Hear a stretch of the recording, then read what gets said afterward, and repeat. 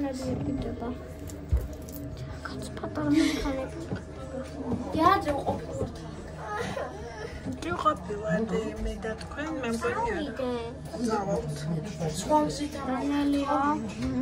მანქანით. არანელია, მაგარია. ეხლა დავავთ. Also, zwei ტურისტები არიან. ესე იგი, უცხოელებისთვის 10 ლარი ხის, ქართველებისთვის 3 ლარი ასვლა. წავიდეს. იმიტომ რომ ჩვენ ქვეყანაში წავიდეს. თავზამანდა გემში.